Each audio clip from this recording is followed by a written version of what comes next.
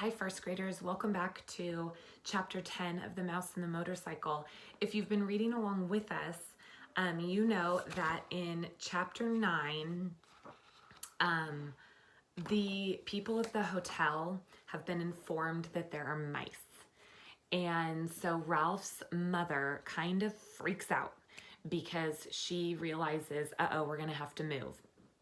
Because if the hotel people think that there's mice, then they start using rat poison and rat traps and all sorts of things like that. And so Ralph decides to take charge. You know that he's lost Keith's motorcycle. He was feeling really bad about it.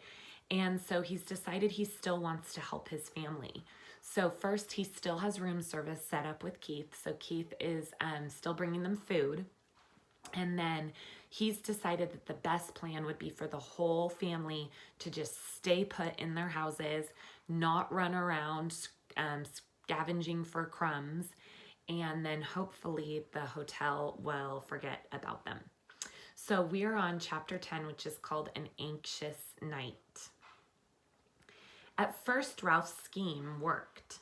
Keith delivered the promised bacon, toast, and jelly.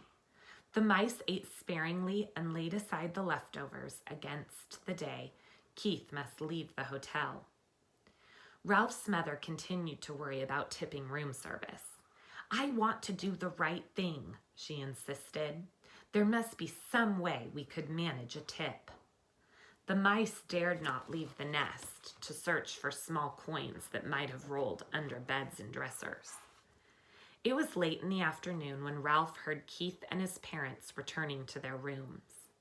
Very quietly, so his toenails did not make scrabbling sounds in the woodwork, he slipped to the knothole and peeped out in time to see Keith flop down on the bed.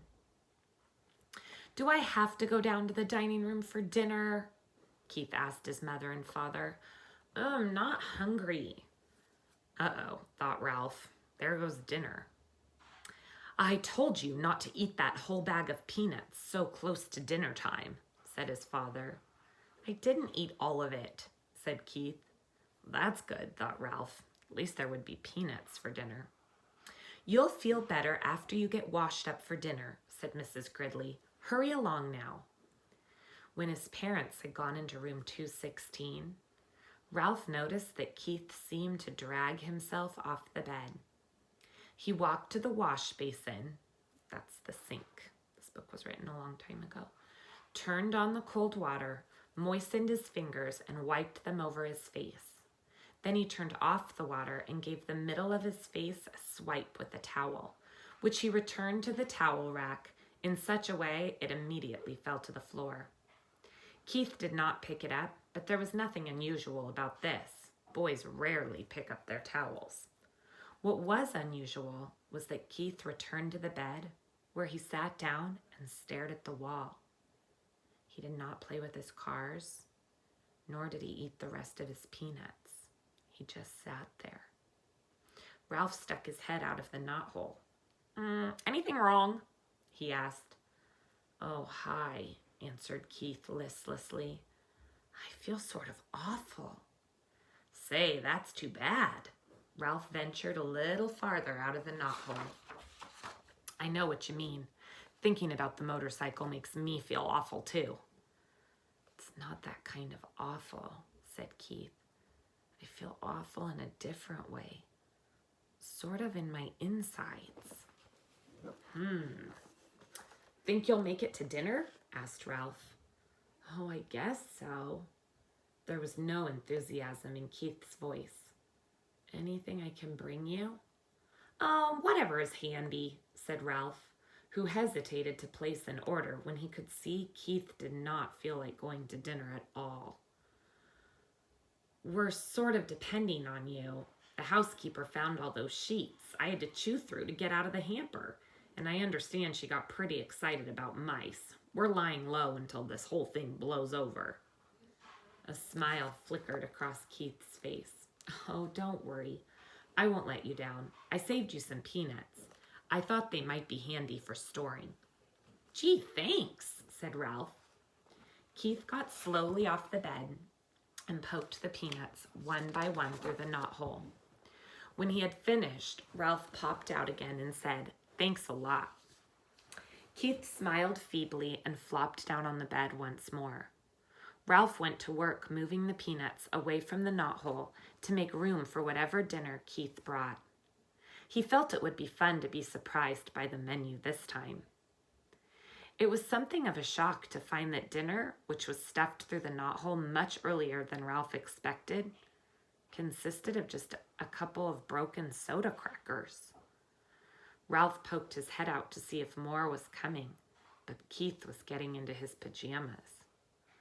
"Aren't you going to bed pretty early?" asked Ralph, realizing he had not heard Keith's parents come in. "I felt so awful I couldn't eat, so they told me I'd better come up and go to bed." Keith tossed his shirt on the foot of the bed and pulled on his pajama top. When his head emerged, he said, "I'm sorry about your dinner. It was the best I could do. All I had was a little soup." "Oh, that's all right." Ralph was beginning to be concerned.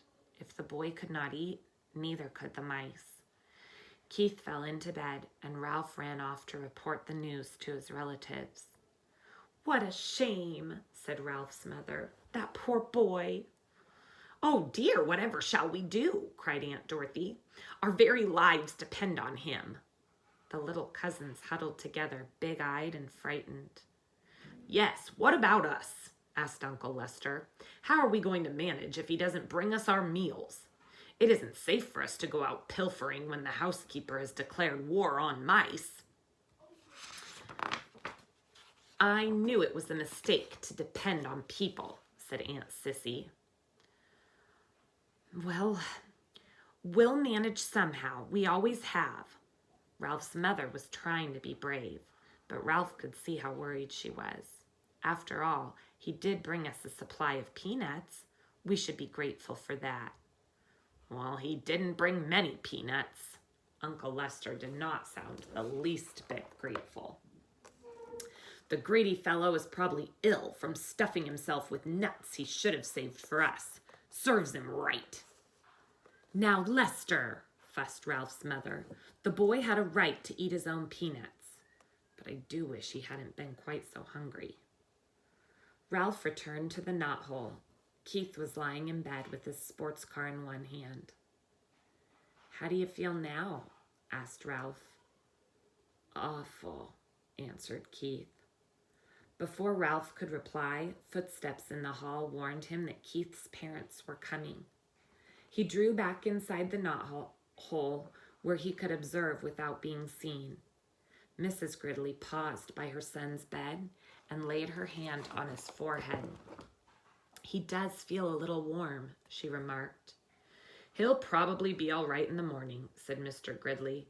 "He just hiked too far in the sun this afternoon." "Oh, I hope so." The boy's mother sounded less certain. Mr. Gridley filled the glass at the waste basin and brought it to Keith. "Here, son, drink this." When Keith had drunk the water, he fell back on the pillow and closed his eyes.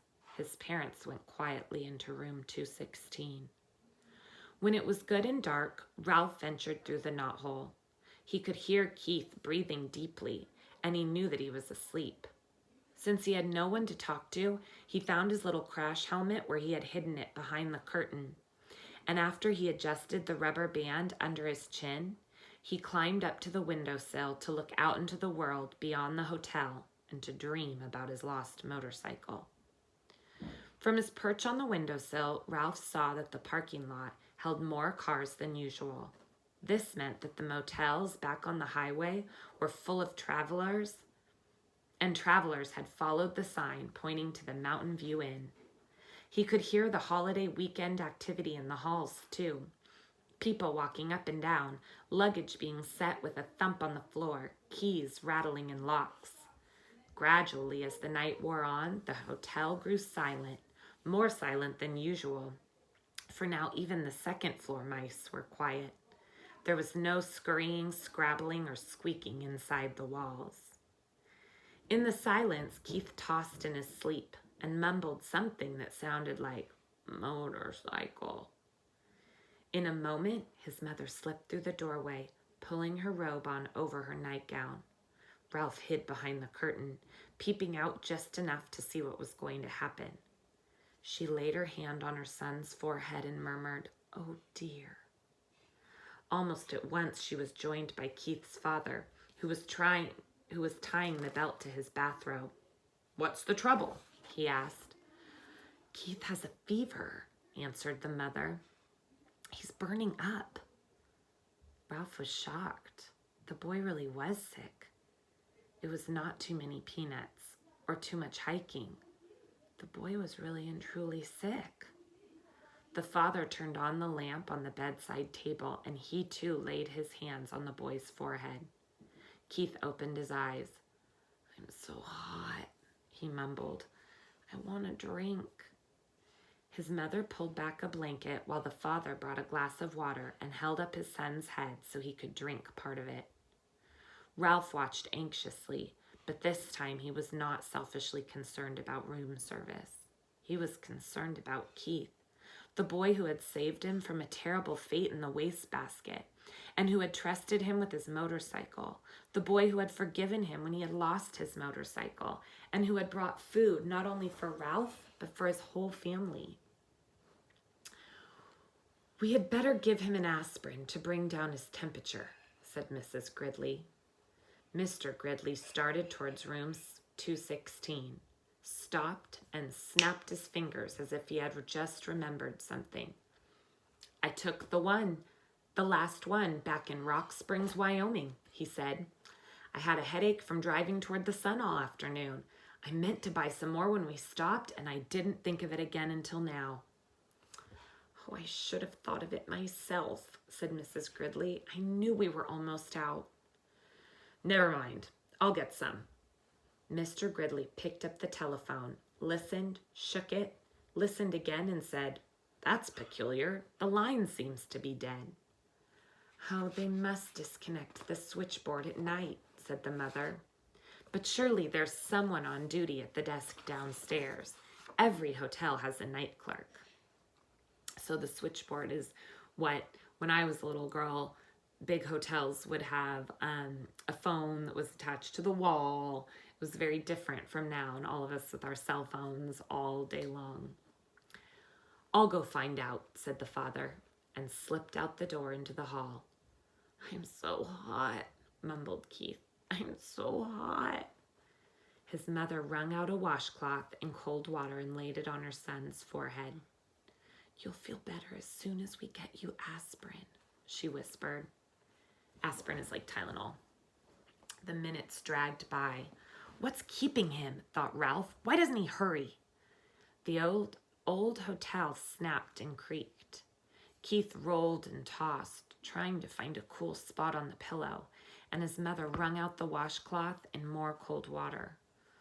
"When's Dad coming?" asked Keith, his eyes bright and his cheeks flushed. "In a minute," soothed his mother. "He'll be here in a minute." "I wish he would hurry," thought Ralph. Still the minutes dragged. Finally, footsteps were heard in the hall, and Mr. Gridley returned to room 215. "He's here with the aspirin," whispered Mrs. Gridley to Keith. "At last," thought Ralph. "I thought he would never come." Mr. Gridley shook his head. "There isn't any aspirin to be found any place." He sounded thoroughly exasperated. "First of all, the night clerk was sound asleep on the couch in the lobby. I had a dickens of a time waking him up, and when I finally did manage to, he couldn't find any aspirin anywhere." "Oh, no!" exclaimed the mother. "Oh, no!" echoed Ralph's thoughts. "What about the little gift shop off the lobby?" asked Mrs. Gridley. "It must sell aspirin." "Locked up tight, and the clerk went home with the key," answered Mr. Gridley. "Oh, dear." "The night clerk was really very nice about it," said the father. "He even came up and looked in the housekeeper's office." "Well, how far is the nearest drugstore?" 25 miles back on the main highway," answered the father. "And it closed at 10 o'clock, and it doesn't open until 9 in the morning." The mother held her watch under the lamp.